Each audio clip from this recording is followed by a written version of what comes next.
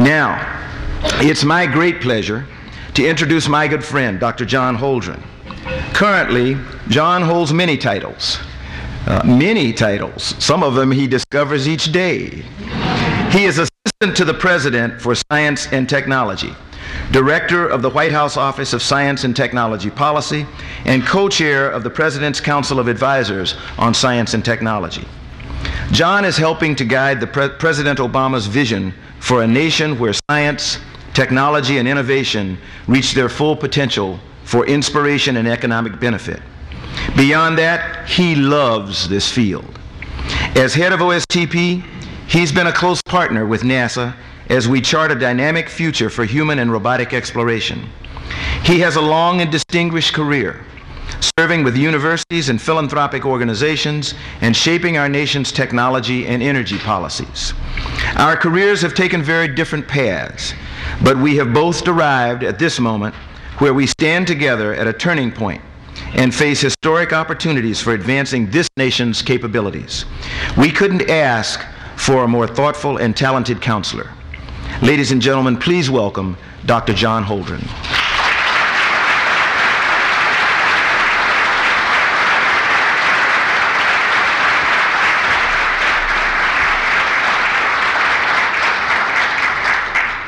Well, thank you all for that welcome, and thank you, Charlie, for that very generous introduction.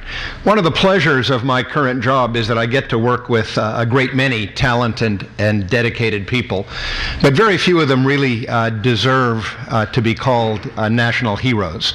And Charlie Bolden is an exception. He is a national hero.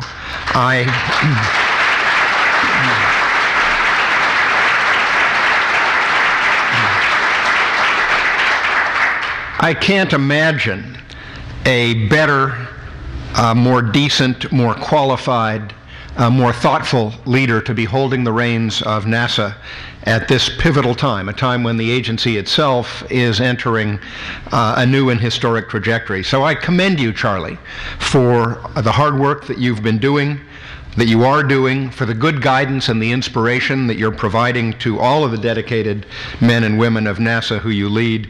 It really is an honor for me to be working with you.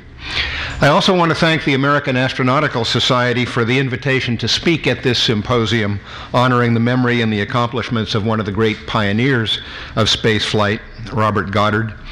In his high school valedictorian speech, the future Dr. Goddard made a profound and, for him, personally prescient observation. He said, quote, "The dream of yesterday is the hope of today and the reality of tomorrow," end of quote. I don't think that even Goddard himself at that young age could have predicted just how important his own contributions were going to be to transforming the dream of spaceflight into the hope of his day and the reality of 21st century space travel. But of course, Goddard's dreams of multi-stage and liquid rocketry ultimately did become real, and his insights remain central not only to the conceptual foundation of launch technology today, but also to some of humankind's most remarkable feats, including repeated visits to our moon, the spectacular melding of brute force combustion and precision engineering that has sent probes to distant planets and to the farthest boundaries of the solar system, and now even beyond. Now, some of you may not know that my appreciation for Goddard's achievements, and really for everything that NASA stands for, is much more than merely a part of my current professional portfolio as Science and Technology Advisor to the President. Space is, in fact, very personal to me. I was making solid rockets out of my mother's discarded lipstick tubes when I was 10. I watched Sputnik, the glint passing overhead in the sky, with a mixture of awe and concern when I was 13. At 17, I realized my dream of starting studies in aeronautics and astronautics at MIT, and I shook the hand of C. Stark Draper at the department chairman's welcoming reception for the incoming freshman class. Our senior class trip, also led by Doc Draper, in the spring of 1961, was to Cape Canaveral, where we visited the Saturn V assembly building and the enormous crawler that would carry Saturn V to its launch base. And my senior class project, which I co-led at MIT in Aeronautics and Astronautics, was to design a manned Mars mission. As we all know, I and my colleagues of the day did not exactly get everything right in that Mars mission we designed in 1961. There are still today a few remaining technical problems that we'll have to surmount before we can really pull off a human mission to Mars, but we are going to surmount them. And I mention this history of mine to assure you that as I work with Charlie and others to help with the revitalization of the U.S. space program and of NASA's activities, I do so knowing myself personally something about the excitement and the frustration that is so much a part of the fiber of all of you in this audience. Eventually my career path branched off to other interests, but I've never forgotten where I first cut my teeth in science and technology, that is, in the space community. And it's one of the pleasures that I have in the White House to convey and nurture that enthusiasm which I've never lost, to be an evangelist of sorts for our continuing efforts to reach for the stars. And as you know in this audience, the case for space is in fact an easy one to make. For those Americans who remain inexplicably Earth-centric, the landlubbers of the 21st century, we can at least make the point that space provides a unique and indispensable platform from which to better understand our planetary home. It's the only place from which we can realistically acquire many types of scientific data regarding our world and the perspective that space offers and allows us to see things on Earth that we can't see from Earth. Whether it's about weather and climate, agricultural and land use trends, urbanization and nighttime illumination, or ocean and atmospheric chemistry, the data and measurements obtained from the vantage point of space are central to the task of learning more about ourselves and our biologically, geologically, and anthropologically dynamic planet. For others, space activities are justifiable because of their strategic importance. By strategic, of course, I'm referring not only to the many national security capabilities that today rely upon space, though to be sure, America's military prowess has never been more dependent on the capabilities offered by space, but I'm also referring to the various space technologies that have become integral to our economy and to our quality of life. Whether we're talking about space-based geopositioning, navigation and timing, weather forecasting and disaster response, telecommunications, urban planning, and more, space technologies have become key enablers of our way of life. A third rationale is that the engineering challenges posed by the extreme environment of space fuel intensive innovation and support the development of new technologies that can benefit a wide range of unrelated endeavors. I won't give an exhaustive list here, but numerous examples exist, and again, you in the audience know, I think, about all of them: medical imaging technologies, advanced water purification equipment, smoke detector systems, a variety of high-performance materials.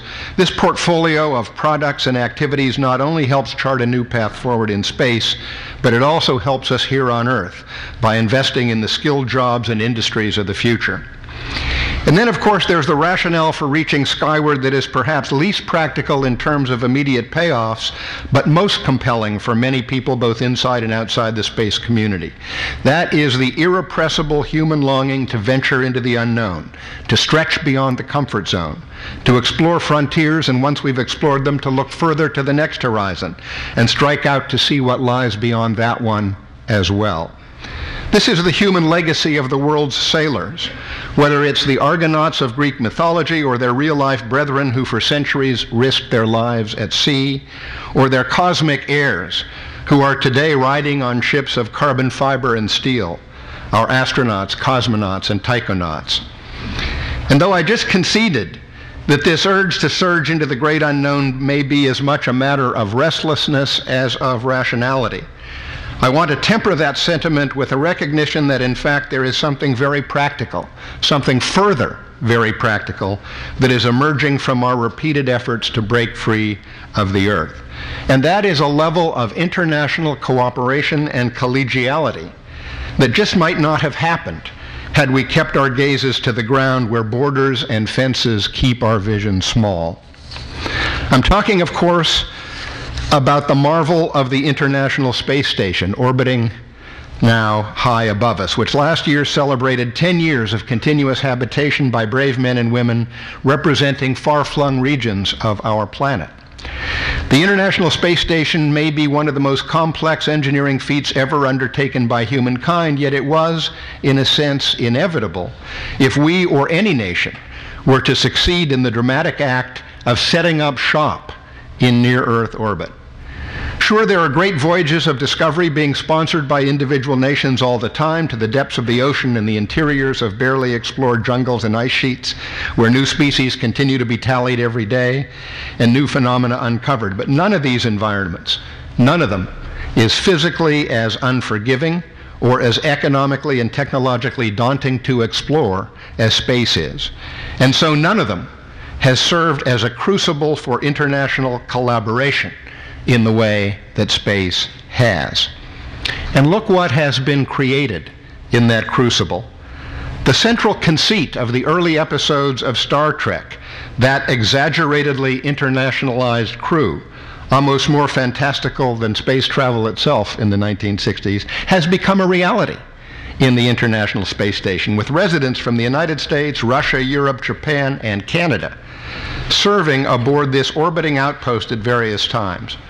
Similarly, the beauty of a freewheeling complex of well-appointed living quarters so playfully imagined in Stanley Kubrick's 2001 A Space Odyssey is, a decade after that no longer futuristic date, something of a reality, floating above us as a tribute to the remarkable things that nations can achieve when they are united in common purpose. So in the course of satisfying that arguably non-strategic goal of simply going further out than we've ever gone before, or in effect, running away from home, we have made genuine progress toward achieving the ultimate domestic strategic goal of learning to live and work together with our brothers and sisters around the world, overcoming differences in language, culture, and even national systems of measurement. We built something that rivals the greatest engineering feats of civilization. And remarkably enough, as Discovery's final commander, Colonel Steve Lindsay, summed up in a phone call to the President in the Oval Office earlier this month from orbit, he said, "You know what? Everything fit the first time." Now, I can tell you that as much as he enjoyed it, the President did not need that phone call to appreciate what a remarkable achievement the space station is, or to appreciate the value of the space program more generally. And I want to take a few minutes here to convey to you what I've had the privilege of seeing firsthand on a regular basis, the degree to which this President not only understands the importance of this endeavor, but genuinely revels in all that NASA does. One obvious indicator of the President's commitment is his national space policy, which was released last June, and which contains several recalibrated objectives and themes aimed at buttressing our activities in space, while also seeking to preserve the space environment and increase international cooperation. Work will continue this year to further review and update administration space policies in the specific sectors of space transportation, commercial remote sensing, and space-based positioning, navigation, and timing. But equally important is the President's commitment to NASA itself. NASA is central to this nation's stance on and in space, and this agency continues to be a very high priority for this administration, as it has been since day one.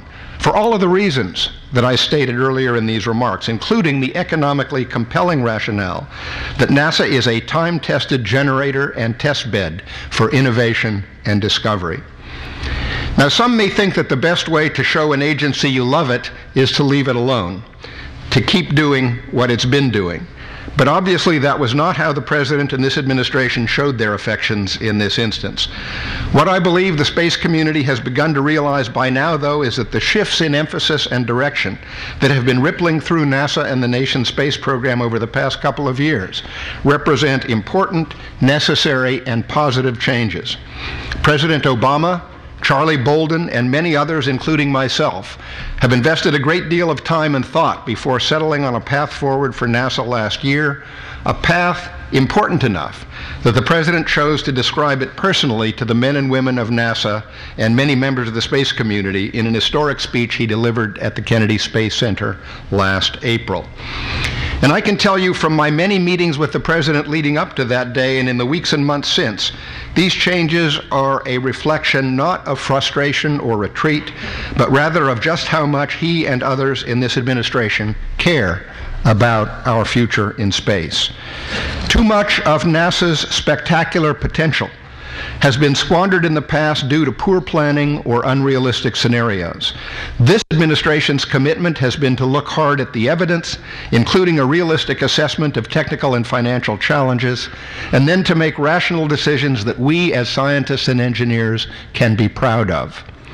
This is the only way to put NASA on a stable and sustainable path going forward, one that can nurture the very best of NASA, her engineering prowess, imagination, and agility, and achieve meaningful goals in an affordable way.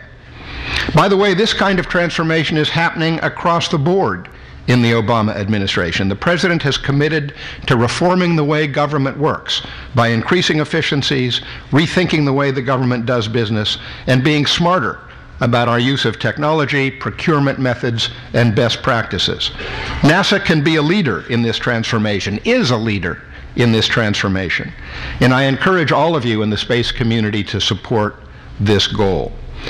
You all know better than most that this is exactly the kind of challenge that the space community has faced and overcome before, dating all the way back to the space race and up to the second return to flight for the Space Shuttle program. But it's important that we come together and tackle these challenges in a united way, with common purpose and dedication to common goals. We must be able to put aside differences and push toward those national goals together. Now let me take just a few more minutes to discuss another way to appreciate the administration's commitment to NASA and to space, namely by checking out the President's proposed budget for 2012, which funds, as Charlie Bolden has already said, the key themes and elements of the NASA Authorization Act of 2010 within the context of administration priorities. I know that many of you have perused that budget request in detail already, but let me very quickly summarize some of the priorities. Those include extending the International Space Station effort until at least 2020 and supporting the goal of using this research outpost effectively. As the President proposed, the International Space Station can be a platform to further science and technological innovation, foster the creation of new industries, and help advance human exploration. Initiating a heavy lift vehicle development effort to support exploration missions. Reinforcing an approach to human space exploration that will enable us to reach a range of destinations, including Lagrange points, near-Earth asteroids, the moons of Mars, and eventually Mars itself. Initiating a new space technology program to increase the capability and decrease the cost of NASA, other U.S. government, and commercial space programs. Critical to deep space exploration will be the development of breakthrough propulsion systems and other advanced technologies that can only be developed through a reinvigorated NASA space technology portfolio. Continuing to fund robust programs in Earth and space science as well as aeronautics research as part of a balanced investment approach across all of the NASA mission areas. And lastly, I'll mention that we are helping to advance a U.S. commercial crew transportation industry that can become the primary means of access to the International Space Station. In that way, harnessing the nation's entrepreneurial energies in more effective ways and creating new jobs while also meeting an important national need. Early on, I know that some doubted this approach. Some I know remain skeptical, which is, of course, the prerogative of evidence-demanding creatures. But again, let's live up to our standards as rational scientists and engineers and recognize that a growing body of evidence indicates that these firms are proving themselves remarkably capable, as indicated by the ever-increasing number of successful commercial launches and also recent test launches, as again Charlie Bolden mentioned in his remarks, of new capabilities. Of course, space launch remains challenging, and we cannot take safety or reliability for granted. Failures can and will happen, and this is why appropriate oversight by NASA will be important on a continuing basis in achieving the goals of commercial space launch. In closing, I want to reiterate how optimistic I am about the future. Now, after all of my talk about evidence-based thinking, this may seem like a break from sanity, given the ominous financial constraints that we face and some of the rather outrageous proposals we've heard from some in the Congress. We've just had, however, another very successful shuttle mission. We have 2 more shuttle launches ahead of us, after we will enter a period of dependency on others for access to low Earth orbit and the International Space Station. All of this means that we are at a point of inflection in our space exploration and science activities. But as I've said, we have found ourselves at crossroads of this sort before. And on reflection and analysis, we have always found new and meaningful directions to pursue, and we have achieved ever more ambitious goals. If we stick together, if we put our heads together, if we remember the higher aspirations that we share, I am confident that this community will succeed in doing that again. We will build on the space program's singular capacity to advance scientific discovery, to stimulate technological innovation, to enhance international leadership, to buttress our economic vitality and strength, and to inspire future generations of scientists and engineers. Indeed, let us not forget, even as we work together toward this future, that we are accomplishing great things every day. Just last week, a 1,000-pound spacecraft launched 6.5 years ago became the first ever to enter orbit around Mercury. We have multiple spacecraft operating on and around Mars. The Mars Exploration Rover Opportunity, designed to operate for 90 days, is still working and sending data back to Earth after 7 years. And a robotic spacecraft has traveled over half the distance to Pluto and will be the first to study that body and its moons in detail. Earlier probes are heading toward interstellar space, having passed the planets and become the most distant human-made objects from Earth, all the while still sending back data streams to further science. Meanwhile, the Hubble Space Telescope continues to return images that astound us and help advance our understanding of the cosmos. And the path-breaking International Space Station, as I've said, is now coming to full utilization. All indications are that America's presence and reach in space will only grow in the years ahead. I and the President stand with you in the pursuit of that future. As the President said in his speech at the Kennedy Space Center, quote, "I am 100% committed to the mission of NASA and its future, because broadening our capabilities in space will continue to serve our society in ways that we can scarcely imagine, because exploration will once more inspire wonder in a new generation, sparking passions and launching careers, and because ultimately, if we fail to press forward in the pursuit of discovery, we are ceding our future, and we are ceding that essential element of the American character," end of quote. So I thank all of you for devoting yourselves to the cause of space exploration. It really is an honor to be part of this devout group of forward-thinking individuals, and I thank you really from the bottom of my heart for the opportunity to speak here, and I certainly, with Administrator Bolden, look forward to your questions. Thank you very much.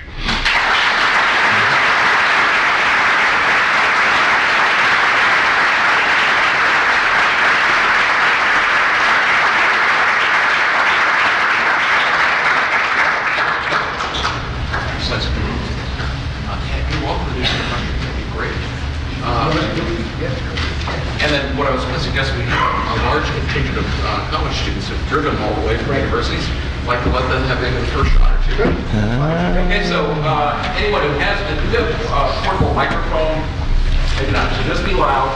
It's not that big a room. But if you can have any questions, particularly starting off with any of the students who traveled here to the symposium, here's your opportunity. Don't be shy. You don't look like a student. Never grow up. This is a terrible question from a political standpoint, but it's good from an engineering standpoint. Have you considered making a serious effort for a nuclear rocket to get us out into the outer reaches of the solar system and beyond? We actually have looked at all types of propulsion, and we have taken a politically realistic position that right now, we have things that are much more daunting than to tackle nuclear propulsion for first stage. You probably are very well aware that we do use, always have and continue to use nuclear propulsion for in-space. As a matter of fact, we just finished signing off the nuclear safety assessment for the Mars Science Laboratory. So we will continue to use nuclear propulsion for in-space, but I don't see nuclear propulsion for first stage for Earth departure anytime soon.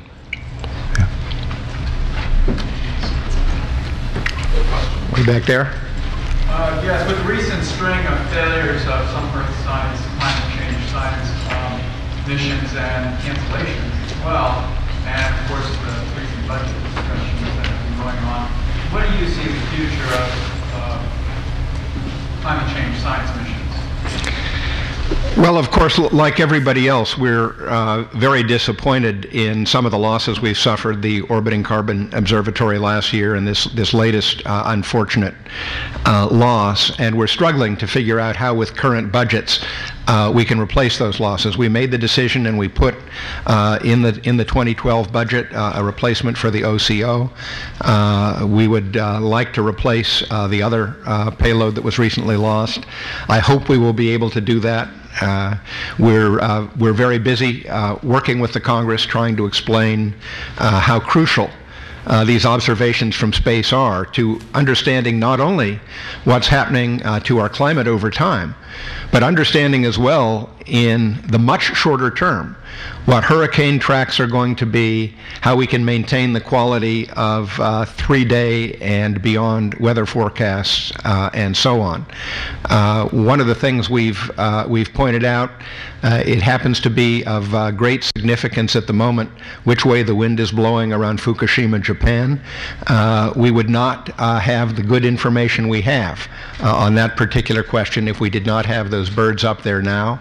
And if we lose some of them before they're replaced, it won't just be a matter of handicaps for studying climate change. It will be a matter of handicaps to our military, who constantly are in need of good weather forecasts. It will be a handicap in terms of predicting hurricane trajectories and much else.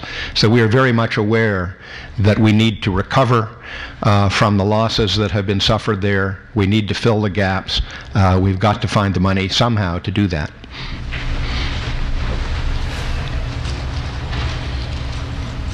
Some people believe that the president's remark, "been there, done that," places the moon off limits to future exploration activities. I'd like to believe he was referring to planting more flags and making more footprints.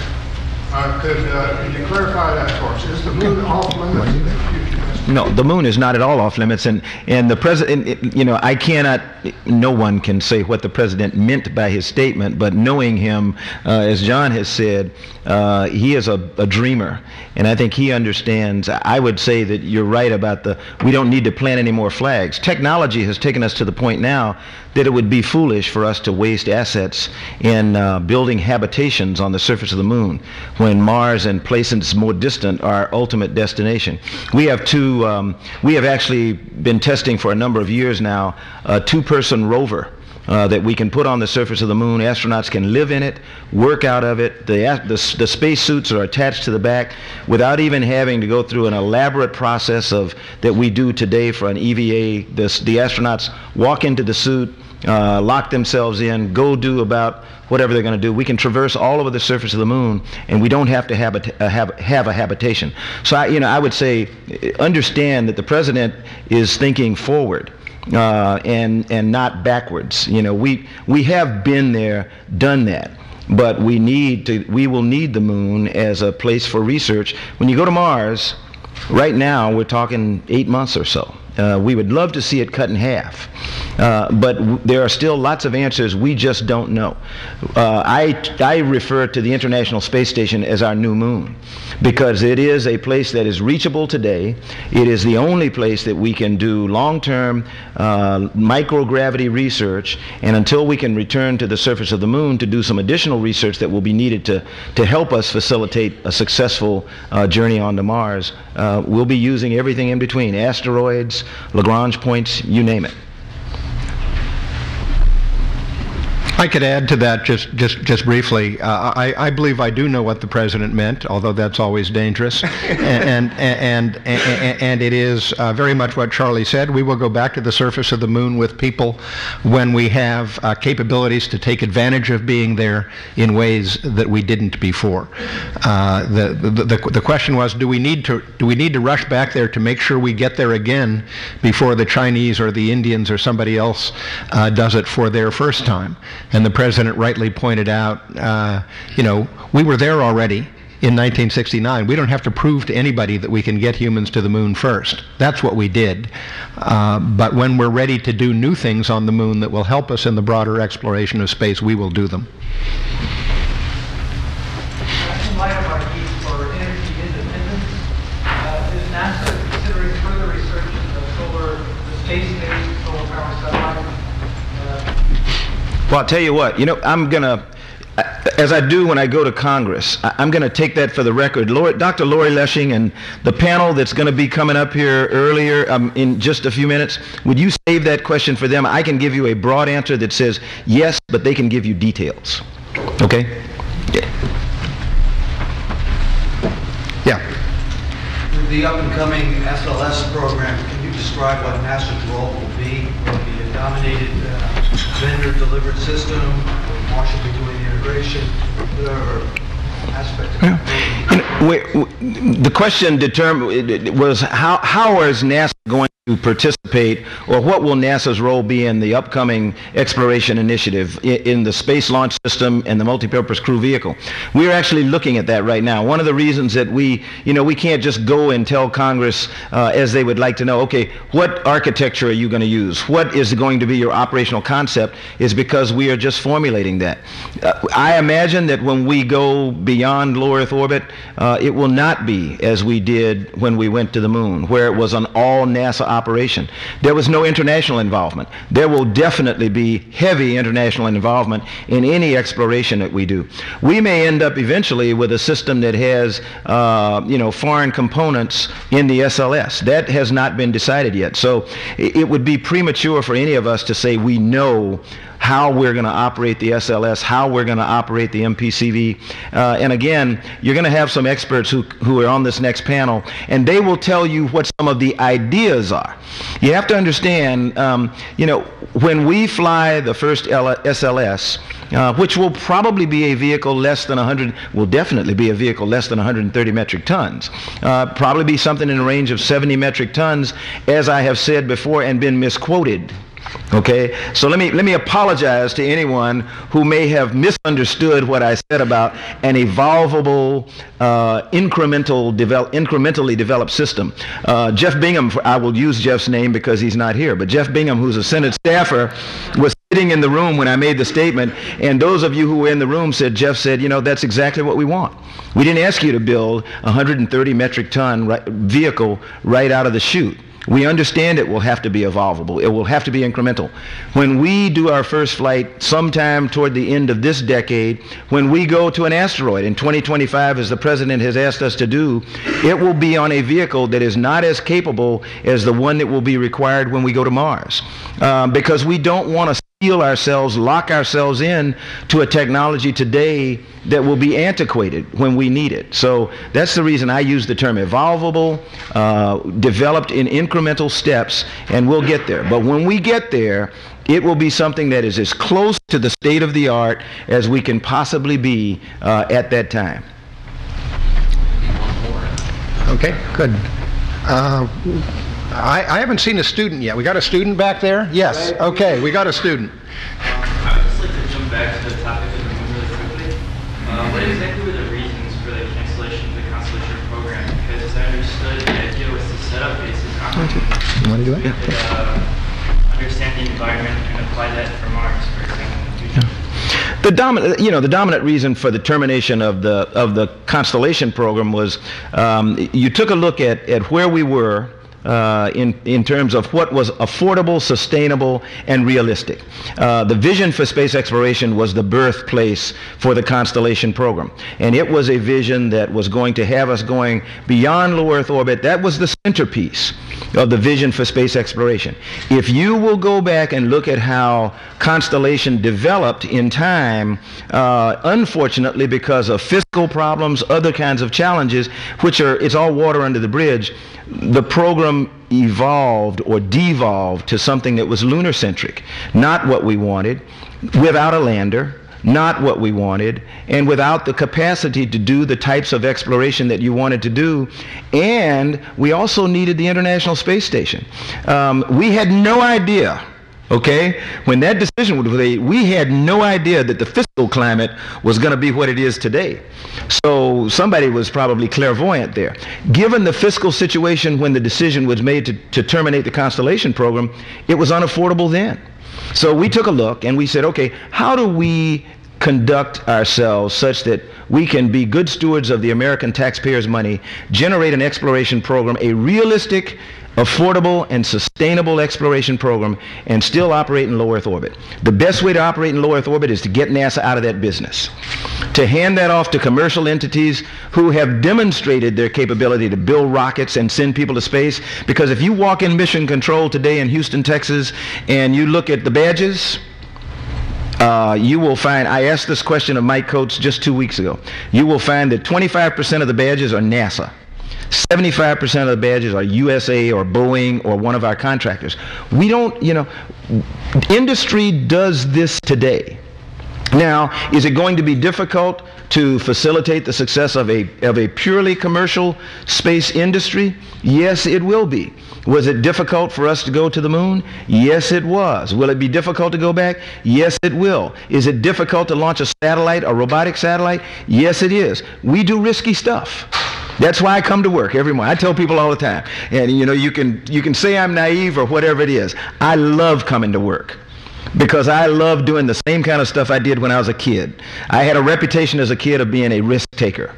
And I want all my NASA employees to be risk takers. I want them to feel that they can fail, that we should not. We should do everything to prevent failure. We should do everything to ensure that we have done all we can to maintain safety for our astronauts. But if we fail, we're going to get up and we're going to go again. We failed twice with shuttle. And we came out of both of those accidents measurably stronger, more resilient, and more capable than we would have been. Tragedies, no question about it. The loss of glory, tragedy. All you have to do, that wasn't a human program. But if you know anybody who worked glory for 20 years, 15 years, 10 years, that was like losing a child. So, people in this business are passionate about what we do. But we realize that on any given day, what we're working on may not get where it was going. But we do know that when that happens, we're gonna get up and we're gonna fight and we're gonna find out what we did wrong and we're gonna make it better. So that hopefully that answers your question. It was the only thing we could do. Good. Charlie, great job. Thank you.